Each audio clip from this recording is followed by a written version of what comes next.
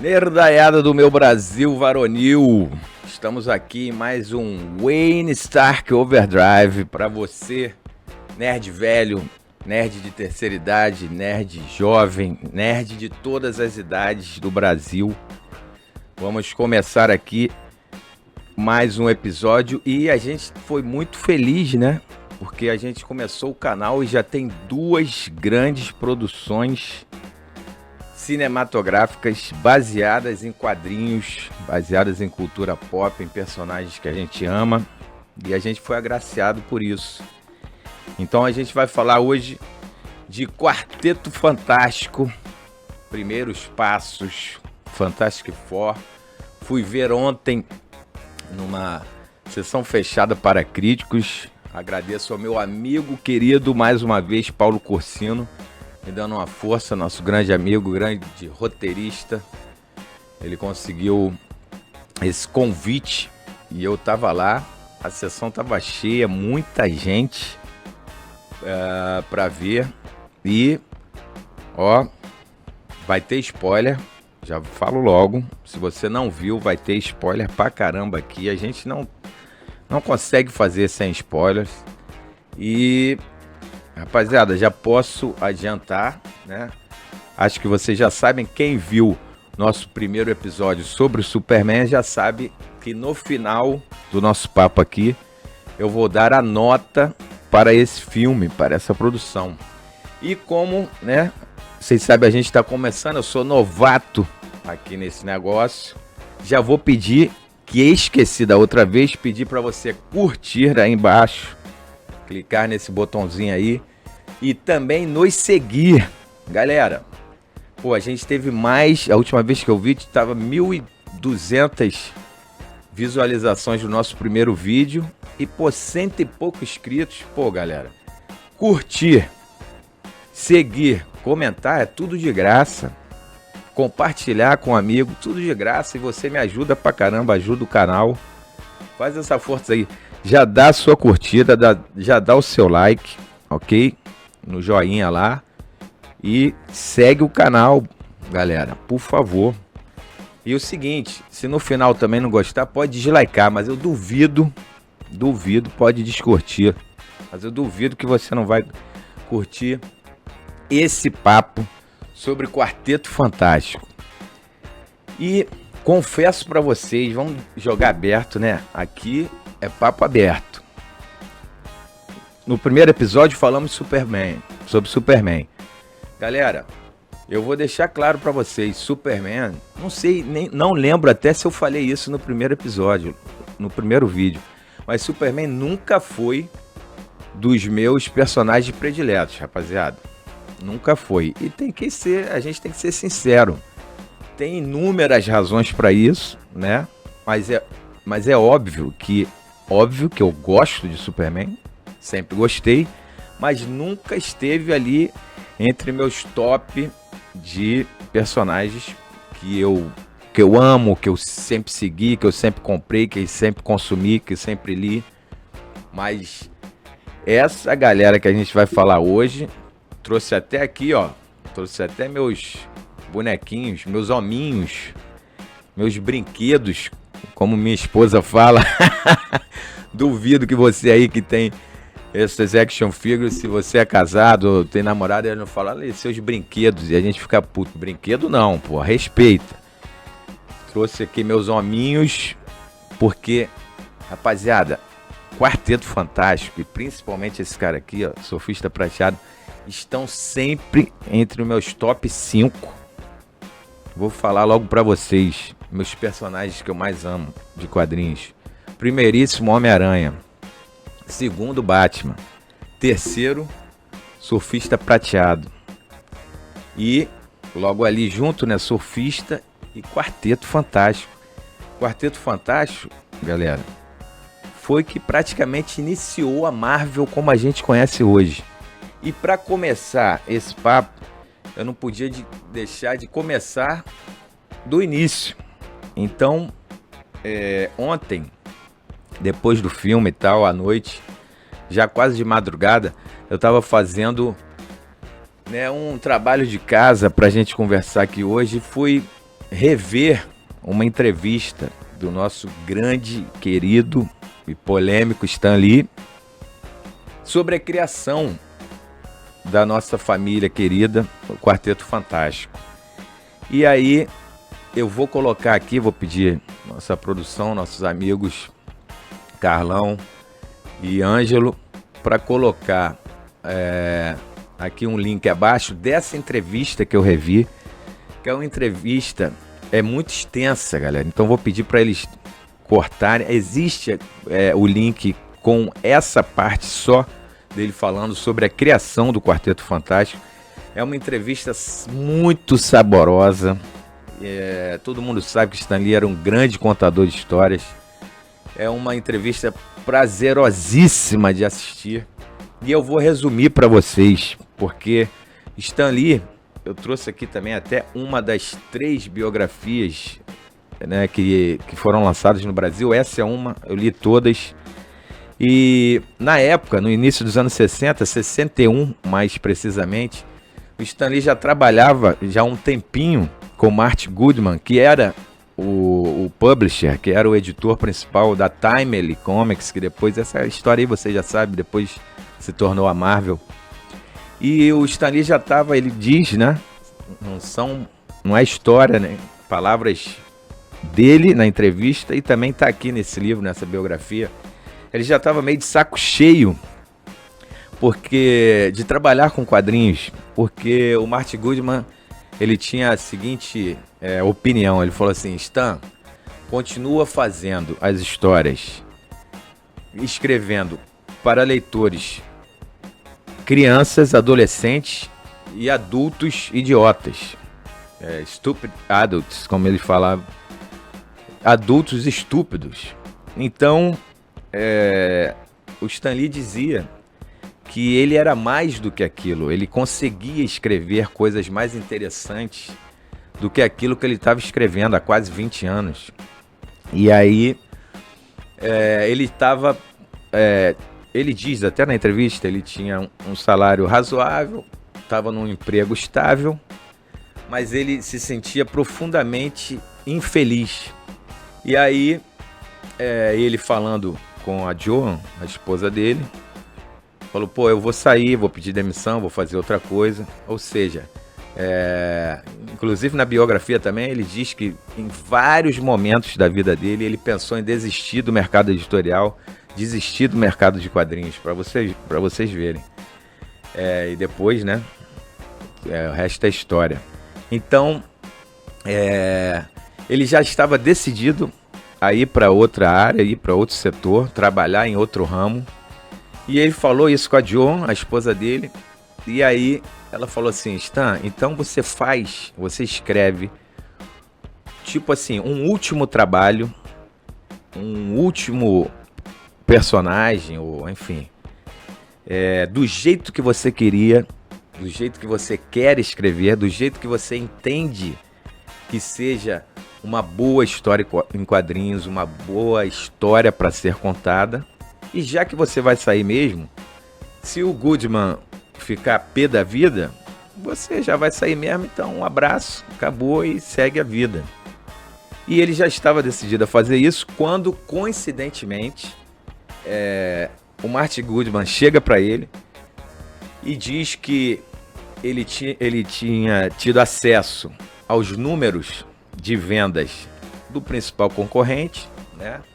Nossa querida também DC Comics, e que as edições de Justice League of America, que era a Liga da Justiça, estavam vendendo barbaridade, vendendo igual água no deserto. E era uma primeira tentativa, né, vamos dizer assim, de se ter edições, de se ter gibis com um grupo, com uma equipe de super-heróis.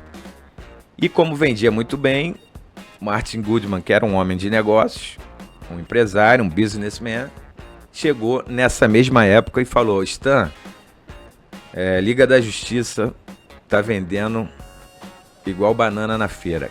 Crie uma equipe de super-heróis, crie um grupo de super-heróis pra gente surfar nessa onda. Então uniu-se a fome com a vontade de comer. Stan já queria fazer algo nesse sentido, e com essa carta branca de Martin Goodman, crie alguma coisa, um grupo relativo a um grupo de super-heróis. Stan teve a belíssima, a grandiosa, a incrível, estupenda ideia de criar uma família, ou seja, 4 super-heróis num grupo, como assim era correlato, né, ali com a Liga da Justiça. E assim nasceu a ideia do Quarteto Fantástico. Ele conta, né, na entrevista sobre as ideias de como ele teve de cada um dos personagens. Curiosíssimo, são 2 coisas que literalmente mudaram o jogo, mudaram tudo. 2 não, 3 coisas principais. Principal delas, trazer os personagens super-heroísticos para problemas humanos, problemas terrenos, vamos dizer assim. Porque antes, a gente sabe, heróis eram como divindades, né? Eram todos certinhos, tinham uma vida perfeita, nenhum defeito. E Quarteto Fantástico, galera, marca uma linha divisória dessas ideias que fizeram a Marvel, o sucesso da Marvel, e fizeram a Marvel ser diferente, fizeram a Marvel virar a chave no início dos anos 60 e transformar o mundo do entretenimento, o mundo da cultura pop, como a gente entende hoje. E aí Stan trouxe uma família com todos os problemas que uma família tem, problemas de relacionamento, problemas de geração, geracionais, aqueles problemas mais corriqueiros de dentro de uma família ali que convive no mesmo espaço, né, no mesmo edifício, ou seja, numa mesma casa. E esse foi um dos principais, né, motes, um dos principais caminhos que ele decidiu tomar, muito acertado. O segundo foi justamente colocar mais realidade possível, mesmo, né, numa equipe de super-heróis, em uma equipe que o cara se transforma numa tocha humana, o outro é um homem de pedra gigante não, né, bem grande e com super força. Mas ele trouxe uma realidade que os outros quadrinhos, galera, não tinham, porque primeiro que eram passados em lugares, locais, cidades imaginárias, né? Gotham City, Metrópolis. E o Stan fala, não, eu decidi encravá-los num edifício no meio de Nova York. Isso trouxe uma identidade, uma proximidade com o público leitor gigantesca. E não só todas essas particularidades de uma família real, como vivendo no mundo real em Nova York, e as pessoas, né, os leitores, obviamente, identificavam certos cenários. Isso fez toda a diferença no começo, e também isso se tornou uma marca, né, óbvio, principalmente na década de 60 para a Marvel, e assim foi-se adiante. Uma coisa muito curiosa que ele conta também nessa entrevista é que, se vocês pegarem, eu vou pedir a galera para botar aí para vocês verem, se vocês pegarem os 2 primeiros, e principalmente logo na capa da primeira aventura, do primeiro número, de 1º de novembro de 61 do Quarteto Fantástico, você vai notar que eles não têm uniformes. Eles não estão ainda com nenhum uniforme, os clássicos uniformes azuis, nada. Eles estão com roupas comuns. Você vai ver aí o Reed Richards com uma roupa comum. Vai notar também que o Coisa tá só com uma sunga. E a Mulher Invisível, a Sue Storm, tá ali com uma roupa comum. E aí ele diz, né, antigamente, vocês devem lembrar disso também, os gibis, eles tinham a seção de cartas, e que era muito movimentada. Muita gente mandava cartas para a redação naquela época.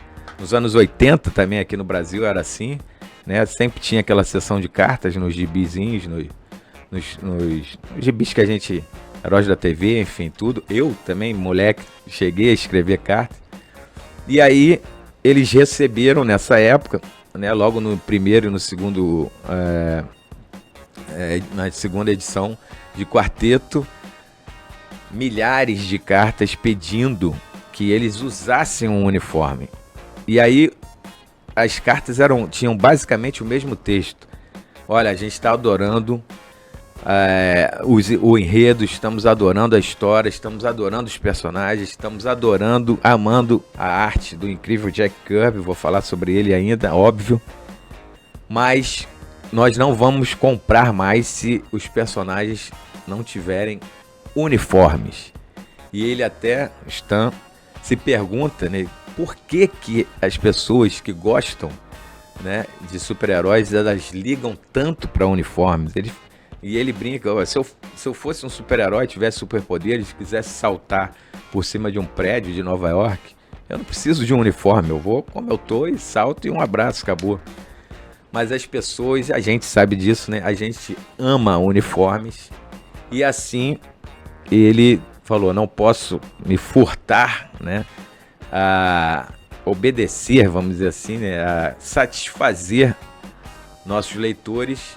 E foi então foram colocados os uniformes clássicos azuis no Quarteto Fantástico. Deixa eu beber uma aguinha aqui para pegar um ar. Dito isso, é importante dizer também, toda essa, no meu dever de casa, também fui revisitar, também fui olhar para toda essa polêmica que perdura até hoje, e eu acho que será eterna, sobre quem realmente criou não só o Quarteto Fantástico, mas o universo Marvel como um todo, vamos dizer assim, né?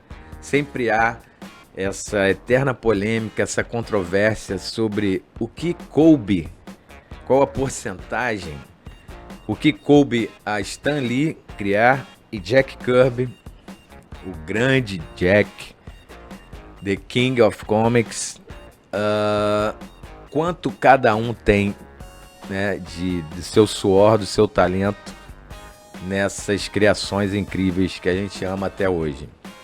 Posso adiantar para vocês que de tudo que eu já li e vi, né, no YouTube sobre essa polêmica, a gente nunca vai chegar, né, a um veredito final, mas a gente pode chegar a 90% dele. E principalmente quanto ao Quarteto Fantástico, isso fica bem claro. Estava contando isso ontem para um amigo querido que eu encontrei lá na sessão, Rodrigo Fonseca, crítico de cinema, escritor, roteirista, um grande amigo aqui do Rio de Janeiro. Um abraço, Rodrigo, sempre bom te ver. E a gente estava lembrando que em 1979, chegou a ser publicado e publicizado, ou seja, aberto ao público, alguns documentos, vamos dizer assim, algumas páginas originais dos roteiros do Stan Lee, onde ele ali delineia, ele deixa ali claro o que cada personagem seria, qual o caminho que o ilustrador, no caso Jack Kirby, teria que tomar, ou seja, mas deixava também uma certa liberdade de criação para o artista.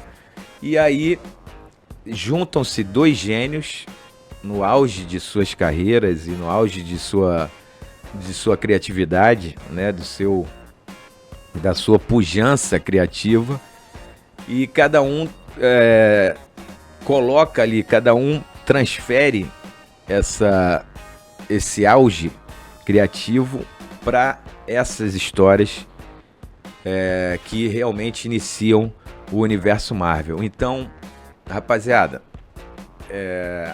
assim, Jack Kirby, é óbvio, criou muita coisa e deu luz e deu forma a muitos dos personagens que a gente conhece, mas é óbvio também que ele não criou tudo e Stan Lee teve uma contribuição mais do que fundamental para tudo isso. Toda essa polêmica, ela se baseia muito numa época em que Jack Kirby, principalmente ali entre o final dos anos 80 e 90, ele já estava, né? Infelizmente a carreira dele já estava em decadência, ele estava muito amargurado, muito ressentido de todo papel, do papel que ele tinha feito e do esquecimento, né? Ao segundo plano que ele tinha sido colocado. Então ele deu inúmeras entrevistas dizendo que tinha, você via o ressentimento dele, a mágoa que ele tinha com Stan Lee e até com toda a empresa, vamos dizer assim, e dizendo que ele tinha criado tudo, que era todas as ideias dele e Stan Lee só assinava e tal. E não foi assim, galera, essa que é a verdade. E, enfim, os dois contribuíram fundamentalmente, fortemente, para que tudo isso fosse criado e cada um tem a sua parcela. Então, dito isso, e eu fiz questão de vir com essa camisa aqui, e aqui embaixo, não sei se dá para ver, mas acho que não, tem aqui a inscrição Jack Kirby, Creator of Gods, criador de deuses, e é isso que esse cara foi. Ele realmente é uma pedra angular, um cara que acho que sem o traço dele, sem o movimento, sem a criação, a força criativa de Jack Kirby, não sei se a Marvel teria sido colocada, tinha alçado um voo tão alto como isso aconteceu nos anos 60 e até hoje, e ela deve muito a esse cara aqui. Eu sou fãzaço número 1, e inclusive a gente vai ter com certeza um episódio só sobre Jack Kirby. Eu tenho um livro que não foi editado no Brasil, Jack Kirby, King of Comics, o rei dos quadrinhos, e eu vou até resenhar, prometo a vocês, vou resenhar sobre esse livro que é simplesmente fantástico.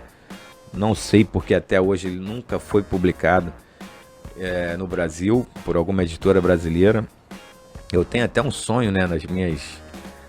vocês sabem que eu já publiquei várias coisas e vira e mexe faço algumas consultorias, vamos dizer assim, ou curadorias para algumas editoras no Brasil. O meu sonho é que alguma editora tenha a coragem de trazer essa publicação, esse livro sobre o Jack Kirby para o Brasil. Dito isso, sobre os dois criadores do nosso quarteto, vamos para o filme.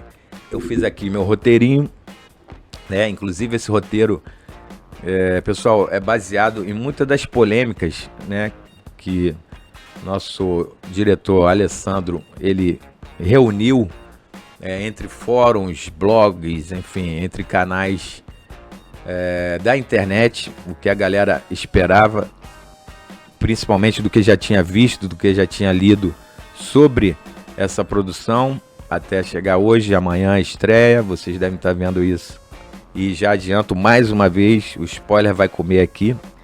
E aí a pergunta, né, uma das primeiras dúvidas é se o filme já introduz o quarteto já familiarizado com seus poderes. Sim, rapaziada. O que acontece e o que eu acho super válido é que, assim como o Superman de James Gunn, que a gente resenhou há 2 semanas atrás, esse filme também, a Marvel e Disney, eles já dão um pulo, já vão lá pra frente, ou seja, não é um filme de origem, apesar de, sim, aparecer claramente algumas cenas muito rápidas sobre a origem do quarteto, como eles adquiriram seus poderes na viagem, em que o foguete deles, em que eles estavam, recebe ali uma carga no espaço sideral de raios cósmicos, e eles adquirem os poderes deles. Então tem sim, mas o filme não começa assim. Isso é passado durante já do filme ter iniciado. Isso é muito rápido, muito fluido. E eu achei um grande acerto, porque afinal também acho que praticamente 90% das pessoas já sabem da origem. E também, galera, vamos, o filme tem que andar. E o filme tinha uma dúvida também sobre a duração do filme. O filme tem 1h40 e pouco, ou seja, é um filme curto para os padrões da Marvel, né? Nesses últimos anos. Um filme curto para os padrões do MCU. E assim, existia uma grande dúvida do pessoal que, será que... por que o filme foi tão curto assim? E o filme funciona. De cara já vou falar, galera, o filme funciona, tá? O filme é bom. Então, e vocês vão, conforme eu vou falando aqui, vocês vão descobrindo por que eu achei o filme bom, por que o filme funciona, até a gente chegar na nota lá no final do nosso papo. E qual o papel do bebê Franklin Richards na história? Galera, logo no início também, o que é muito bacana, a família, né, o quarteto tá ali na cozinha, na sala do edifício Baxter, que é o quartel-general deles, encravado ali em Nova York. Um arranha-céu imponente em Nova York. E eles estão ali, como toda família, vão jantar e tal, estão preparando as coisas. Tem o pequeno robozinho Herbie, que é muito simpático e, obviamente, é uma tirada muito parecida, um elemento muito parecido com o papel que fez o nosso querido cachorrinho, o cãozinho Krypto, no Superman. Ou seja, o Herbie está ali como um fôlego, um escape cômico. É muito divertido o Herbie, praticamente em todas as suas aparições. Então ele está ali também transitando, está todo mundo ali. E no jantar, a nossa querida Mulher Invisível, a Sue Richards, Sue Richards, a esposa do Reed Richards, eles revelam que ela está grávida. E o bebê Franklin, ele tem um papel mais do que fundamental no plot, na trama, na história toda. Esse spoiler, galera, eu não vou dar, tá bom? Porque aí eu também acho que vai, entre aspas, estragar todo o fio do plot, todo o fio da meada. E assim, espero que quem não viu e esteja aqui nos assistindo antes de ver, também tenha um mínimo, né, de surpresa ou de encantamento ou de... vocês já entenderam, né? Porque aí também o bebê, ele simplesmente é o fio da meada de toda a história. Eu gosto muito disso. Eu acho que foi uma ação muito bem pensada pelos roteiristas. E assim, o bebê, a gente já saca que ele vai ter, obviamente, um papel fundamental nessa próxima fase do universo Marvel, do MCU, e vai vir muita coisa por aí em cima desse bebê do Franklin Richards. E a forma como o Galactus representa a maior ameaça à Terra. Rapaziada, eu confesso para vocês que foi muito prazeroso, foi um prazer quase infantil de ver o Galactus finalmente representado na tela como deveria. Trouxe até aqui essa incrível obra, essa obra-prima, né, dos anos 80, feita por Stan Lee e Moebius, que traz uma grandiosidade, né, literalmente, porque o nosso querido Galactus é um gigante. E eu achei muito boa, mas muito boa mesmo, a representação do Galactus nesse filme. A imponência, a quase divindade do Galactus está muito bem representada no filme. Isso que eu queria confessar, vê-lo, né, ver na tela o Galactus finalmente adentrando a Nova York, do tamanho que ele representa, do tamanho que ele é nos gibis, nas histórias em quadrinhos, foi muito bacana, foi muito prazeroso, galera. Aquela pequena cena que passava, que a gente via no trailer, né, no trailer oficial, do pé dele passando ali entre as ruas, entre as avenidas de Nova York. Aquilo ali é literalmente só um pitaco das cenas em que ele está transitando daquele tamanho pelas ruas de Nova York. E aí vocês podem ter ideia de como foi bacana ver finalmente o Galactus daquele tamanho. E já adianto também que o CGI foi muito bem feito. Tá muito bem feito, muito bacana. Ele transitando, passeando ali, destruindo, vocês podem imaginar, a bagaça toda ali. Um cara daquele tamanho transitando pelas ruas de uma cidade, de uma metrópole como Nova York. E aí, o roteiro equilibra cenas de ação cósmica e conflitos familiares, sim. Equilibra isso até muito bem. Tem uma barriguinha ali no filme, no meio do filme, mas muito pouca. Acho que quem assistiu o nosso papo sobre o Superman deve lembrar que eu não vi nenhuma barriga no filme. O roteiro tem uma barriguinha ali, mas nada que, sabe, só um cara chato, velho, chato, nerd como eu, pode notar.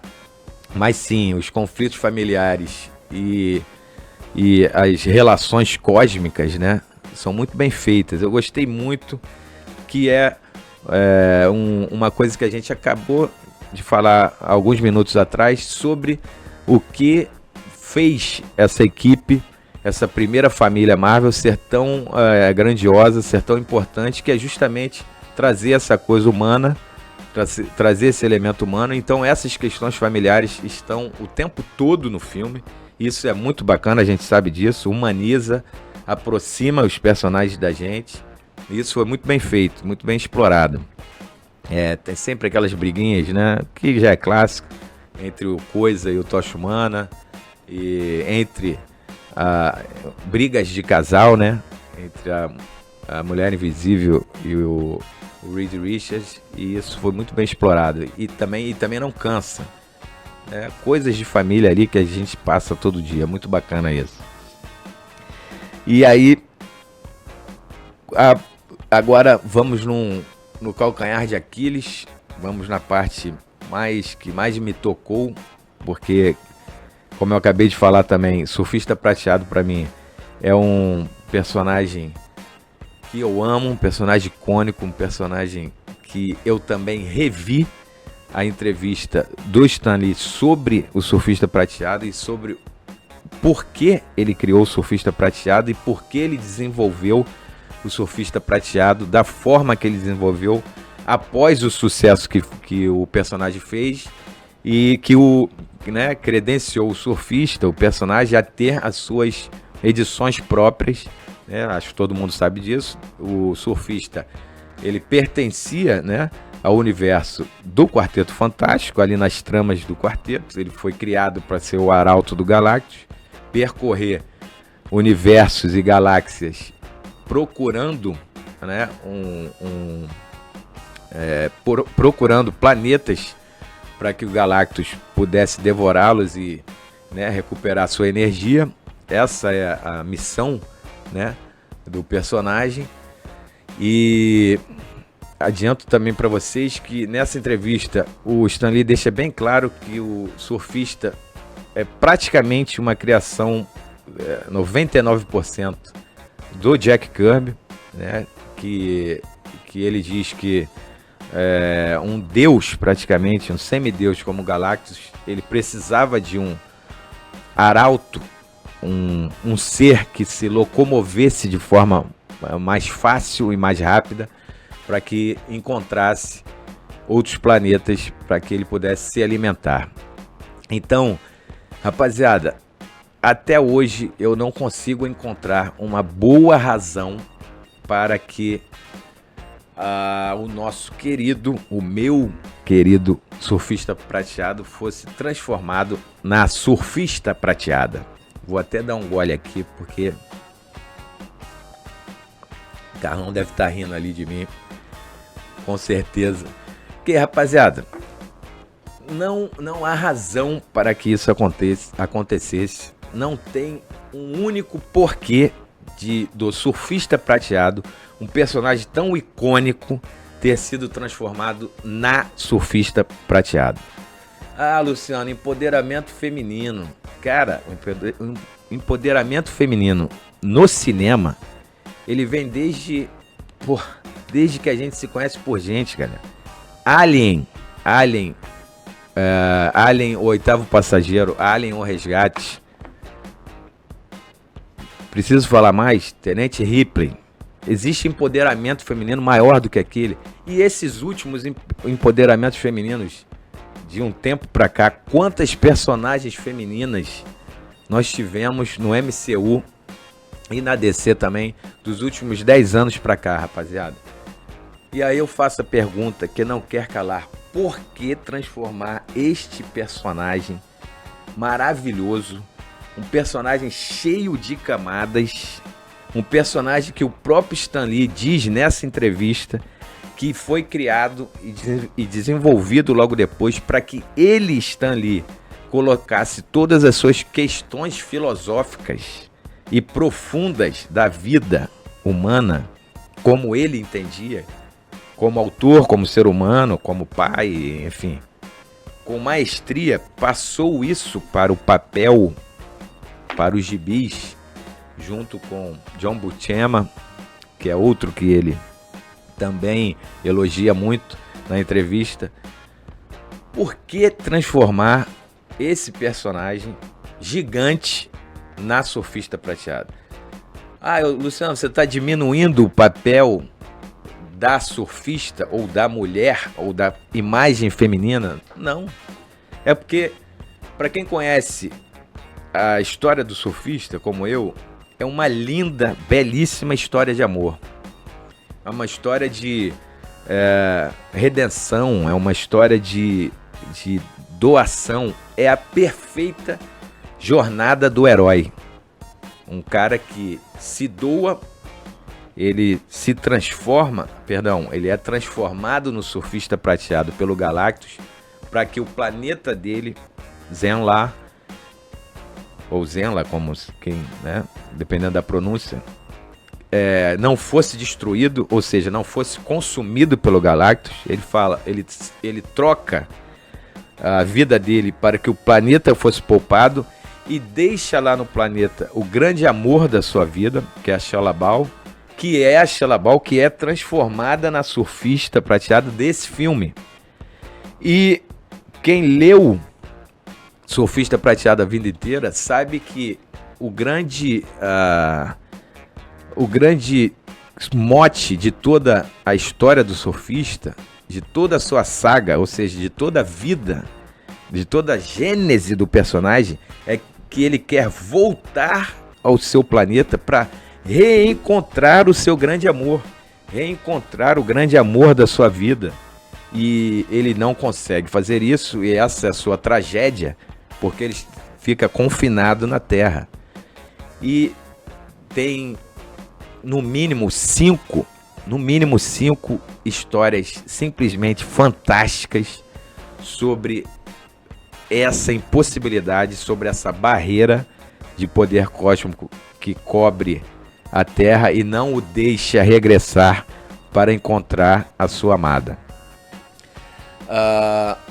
Tem uma até que eu lembro muito bem, esqueci agora o título, rapaziada, porque também o HD do velho também, né? Mas ele tenta usar os raios gama, ele tenta usar o Hulk para vencer essa barreira, para destruir a barreira, para que enfim ele pudesse ficar livre. Enfim, tem inúmeras histórias sobre isso. E isso foi, a não ser que exista, né, nos próximos filmes, nos próximos episódios ou séries, sei lá, que venham dessa nova fase, a não ser que exista uma reviravolta nessa história, toda essa saga, toda essa parte, todo esse universo ligado somente ao Surfista Prateado foi perdido. Foi perdido. Enfim, então, Luciano, o filme é uma M, é uma bosta porque o surfista agora é a surfista? Não, não é. Depois de você, né, depois que você fala, ó, não tem jeito, é a surfista e tal, você vai embora, esquece, o filme flui e vambora, vida que segue. Mas esse é pra mim um erro imperdoável. E mais uma coisa, só pra terminar essa parte da história toda, eu acho também que a surfista é o ponto fraco do CGI, dos efeitos visuais do filme. Aquele cabelinho dela, né, duro assim, com aquela voltinha aqui, galera, aquilo ali pra mim, tá? Na minha opinião, não pegou bem. Esteticamente é feio. Visualmente não funciona, porque você vê a personagem, na maior velocidade possível, singrando o céu e o espaço sideral e passando por meio de fogo e planetas e tal, caramba, 4, e aquele cabelinho durinho ali assim, cara, aquilo não ficou legal não. Essa é a parte que me toca e que me dói sobre o Surfista Prateado. Mas vamos seguir, rapaziada.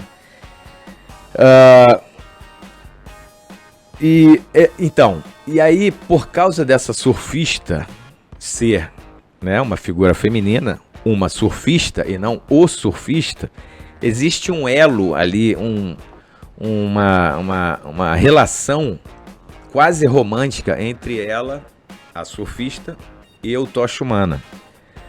E aí, né, tá aqui no meu roteirinho, como eu falei pra vocês, eram dúvidas que surgiam na internet em relação ao filme. Isso funciona? Sim, galera, funciona. Funciona para o filme, entendeu? E isso até, acredito eu, né, pelo menos na minha opinião, seja uma das razões para que os fãs do Surfista Prateado como eu acabam esquecendo um pouco essa mudança do surfista para a surfista, porque sim, essa relação quase romântica, ou seja, tem ali um linkzinho de atração entre o Johnny, que vocês sabem, Johnny Storm e o Tocha Humana, que é um mulherengo desde os primeiros filmes, né? Desde lá de 2005 e também desde dos gibis lá da década de 60. Existe sim esse link romântico entre os dois, essa atração no filme, e sim, isso funciona. E leva o filme para frente, leva o roteiro adiante em vários momentos, e sim, isso funciona e talvez minimize para fãs como eu a ausência do surfista. Vamos lá. E vamos passando aqui. Curiosidades. Quais foram os maiores... isso aqui é muito bacana. Desafio para criar os cenários, galera. O cenário retrô futurista. Isso aqui foi um enorme acerto na minha visão do filme. Acho que eu já falei isso aqui na outra oportunidade. Quem me conhece sabe, eu sou designer, né, pessoal? Eu sou ilustrador, ou seja, eu sou um cara que muito ligado a um apelo visual, né? E eu adoro também, né, como nerd nostálgico, eu adoro decoração, produtos, elementos antigos, nostálgicos, retrô, vintage ou vintage, dos anos 60 e 70. E esse cenário a produção a produção executiva, a produção de desenho desse filme, os cenários são simplesmente absolutamente fantásticos, muito bacanas, muito bem feitos. O retrofuturista tá, obviamente, em todos os cenários e com cuidado extremo. Eu que tenho um olhar para isso, fiquei reparando justamente para vir aqui contar isso para vocês. São detalhes extremos em todas as cenas e muito, muito bem feitos, muito bacana de se ver o cuidado com que isso foi feito. Se concorrer ao Oscar, né, de produção, com certeza estará lá entre os, para mim, na minha opinião, entre os favoritos.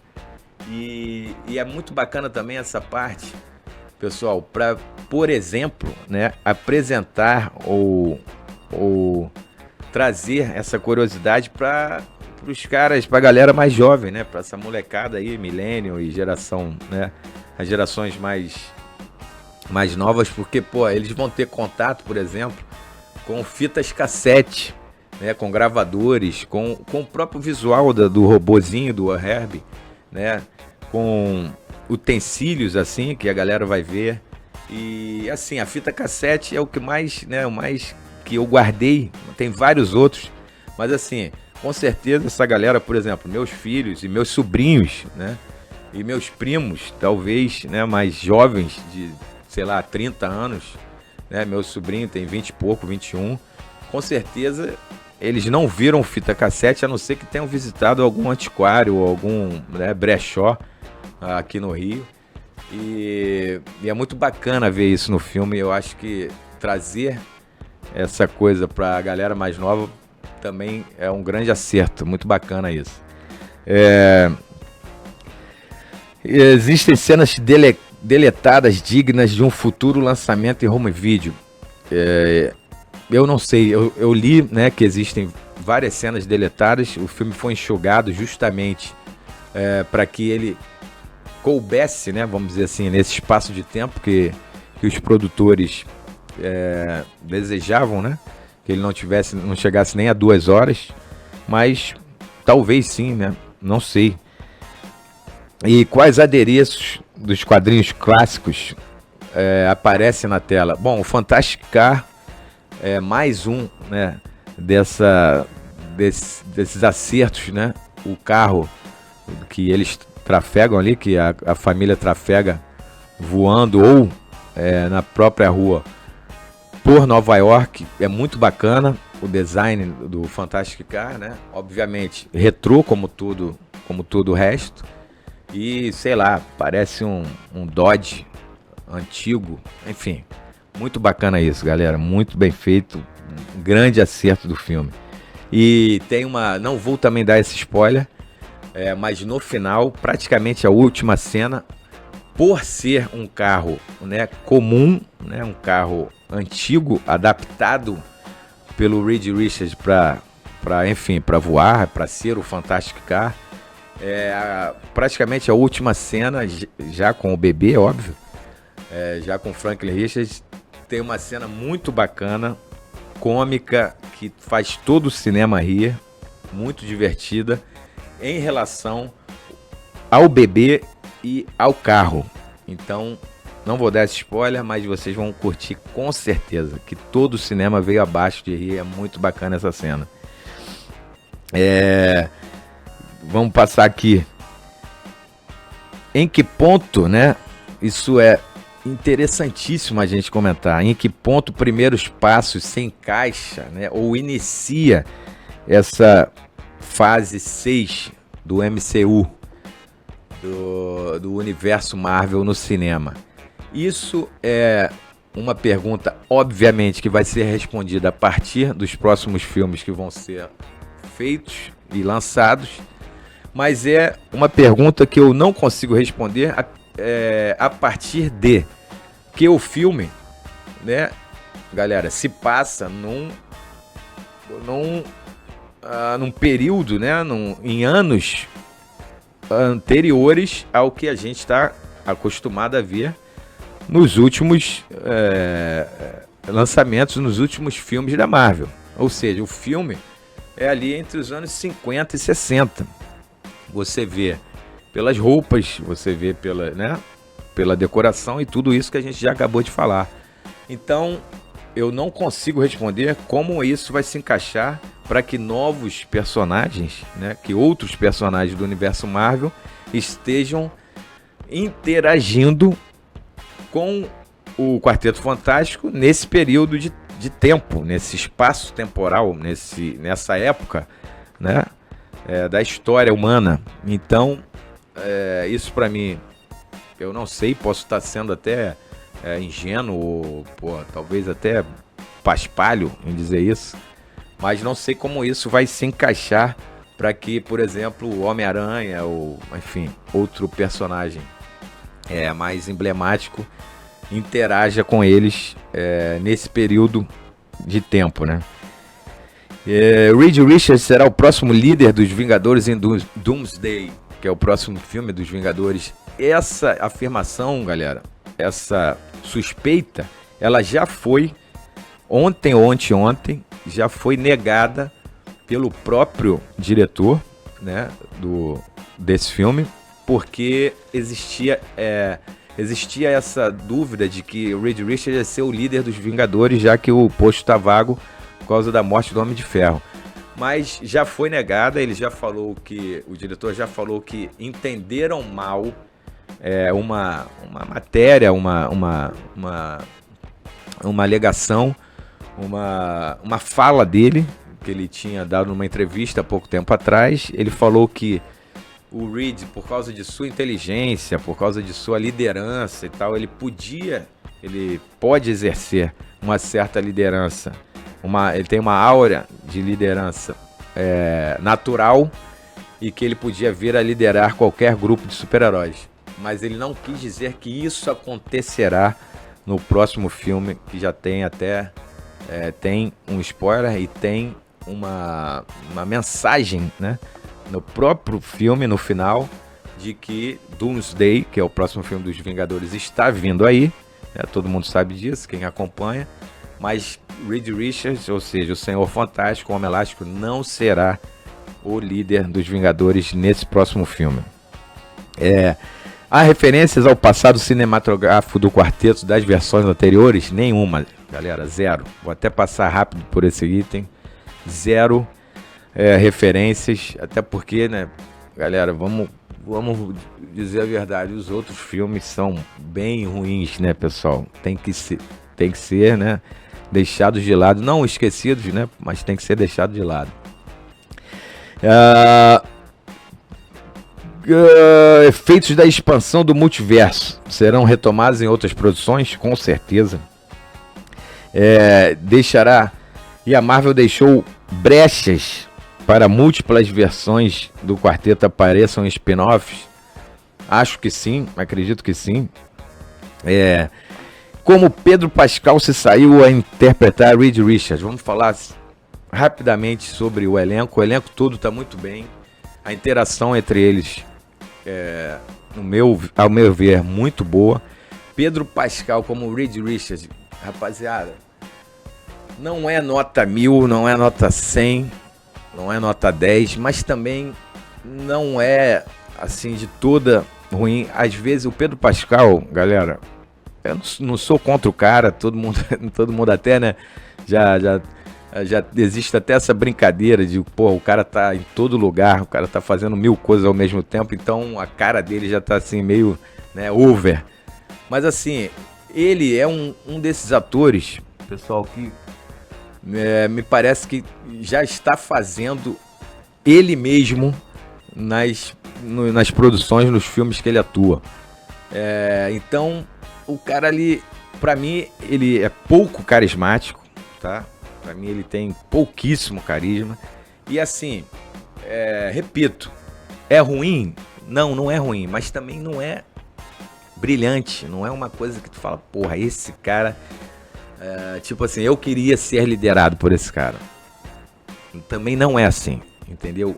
É um Reed Richards meio, como é que eu vou dizer, dúbio, sabe? Tem hora que você vê o heroísmo, tem hora que você vê, né, o punch de um herói, como ele deve ser, mas ao mesmo tempo, e talvez isso produza algum efeito bacana no público, de que ele é um cara humanizado, um cara, um pai, né, que ele tá ali em conflito, porque tá nascendo o filho dele e ao mesmo tempo ele tem que salvar o mundo, é óbvio, né, que tem, aliás, esse é o conflito principal do filme, e aí, mas, assim, nota 7, vamos dizer, nota 7 pro nosso Pedro Pascal.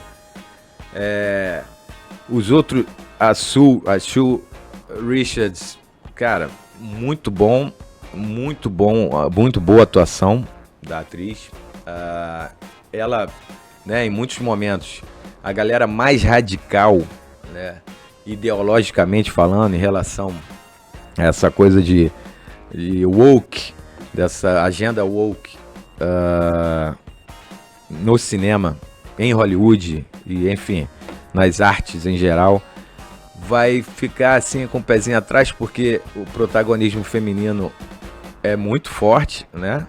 A Mulher Invisível tem um protagonismo gigante no filme, mas assim, não acho que isso seja um grande problema. Pelo contrário, a atriz é ótima e as cenas que ela participa em que há esse protagonismo, ou seja, em que há atos heróicos da Mulher Invisível, também flui e funcionam pro roteiro, funcionam pro filme, jogam o filme pra frente. Então não vejo problema nenhum. Os outros dois, Tocha Humana e Coisa, sempre, né? Sempre é divertido aquelas piadinhas entre os dois, um sempre alfinetando o outro. Isso também funciona bem. Os dois atores também estão bem, funcionam. E assim, acho que foi um grande acerto a escolha desse elenco e acho que vai funcionar ainda por um bom tempo para próximos filmes, ou não só do quarteto, ou como a interação desses atores, desse elenco, desses personagens com outros personagens da Marvel. Tem também, né, o próprio Herbie, o próprio robozinho. Tem que se dar o crédito à atuação dele. Como eu falei antes, é um grande achado, muito bacana. Sempre muito acertada a atuação, o uso do robozinho nas cenas em que ele participa. E aí, se há cenas pós-créditos, é óbvio que há. A galera, então, por favor, vocês já sabem disso, mas não custa lembrar. Fiquem para as cenas pós-créditos e também fiquem até o final mesmo, até o último crédito, até o último nomezinho e logomarca subir, que tem uma cena muito bacana, muito nostálgica, principalmente para galera acima de 50, para os cinquentões, vale muito a pena ficar até a última cena da película. Já falei aqui sobre a química do elenco, que foi bem bacana. E galera, então, meio que chegando ao final, esse filme, Quarteto Fantástico, ele, assim como Superman, ele traz um novo sopro, ele traz uma nova energia, um novo tesão, vamos dizer assim, sendo bem, né, bem popular. Ele traz um tesão novo, um frescor às produções de super-heróis que todo mundo sabe já tinha um cansaço natural, um esgotamento de ideias, de fórmulas, de modelos. E esses dois filmes, não à toa, né, saindo e sendo lançados tão próximos, eles sinalizam essa, acho que a mensagem mais forte das produtoras de Marvel e DC, que elas estão sinalizando para produções com maior frescor, mais coloridas, como a gente falou de Superman. Esse filme também é mais colorido, mais ensolarado, vamos dizer assim, mais pra cima, mais up, menos sombrio, menos dark. Esse filme fala muito sobre família, isso é muito bacana e vai também completamente de oposto ao que era feito até agora em Hollywood, principalmente em relação à agenda woke. É um filme para a família e sobre família. É um filme que todo mundo pode ver, inclusive meus filhos, vou levá-los para ver, né? Não tem nada assim woke para que faça a cabeça de algum incauto. E assim, a valorização da família nesse filme, ela tá presente durante toda a exibição e é muito forte, muito bacana e fundamental a gente salientar isso, de que é um sinal de que as produções, de que Hollywood, de que os estúdios sacaram que... Tava falando isso aqui com o Carlão antes da gente começar. Eles sacaram que o pessoal tá de saco cheio. Sacaram que tá de saco cheio foi forte, né? Mas eles entenderam que o pessoal estava de saco cheio daquele wokeismo das últimas produções de Hollywood. E pelo que eu entendo, né? Pode ser muito cedo pra gente falar isso, mas eu entendo que agora as produções vão para outro caminho. Um caminho mais alegre, um caminho mais próximo das histórias em quadrinhos, propriamente dito. E assim, é um caminho bacana e que eu tenho certeza que se for sacramentado, se for o caminho mesmo a ser seguido, vai trazer muito sucesso e muito mais grana e muito mais fãs e um novo ciclo para Marvel e para DC. Em toda a indústria, né? Talvez chegue, né, até aos quadrinhos, até o gibizinho em papel impresso lá nos Estados Unidos e no mundo todo. Repito, é um sopro de novidade, um sopro de energia bacana e eu gostei. O filme foi aplaudido no final, tá, pessoal? Pelos críticos, pelo pessoal que estava lá. A sessão era para galera que é youtuber, que é influencer, né? Que tem alguma coluna em jornais ou blogs, ou enfim, canais em algum, por exemplo, tinha um monte de gente lá que eu conheço que são youtubers ou então trabalham para algum canal importante como o UOL e tal. Enfim, era essa galera. Ou seja, uma galera até mais exigente que o público em geral. E o filme foi aplaudido no final. Eu daria uma nota de 7 e assim, de 7 a 7,5. Por quê? Mesma classificação, pessoal, do último que a gente teve aqui, papeou sobre o Superman, que a gente resenhou. Porque assim, é uma obra-prima? Não, não é. Longe disso. Tem vários defeitinhos e tal, como eu já falei anteriormente. Mas assim, é um bom filme. 7,5, 7, 7,5, até com boa vontade, nota 8. É um bom filme. O filme te prende, o filme você torce para os protagonistas, você quer que, né, aquilo todo, aquele embate seja resolvido, você quer que a Terra seja salva, você quer que os problemas familiares sejam resolvidos. Então 7, 7,5, boa vontade, chegando a 8, vale a pena, vale o ingresso, entendeu? Repito, foi aplaudido pela galera exigente no final da sessão. Então é isso, vou repetir pra galera curtir, compartilhar e, por favor, galera, seguir a gente, porque, repito, tivemos 1.000 e poucas visualizações e só não chegamos a 200 seguidores do canal. Galera, dá essa força pro tio, segue aí, curte e compartilha com os amigos. Valeu? Até a próxima. Wayne Stark Overdrive, tamo junto, valeu!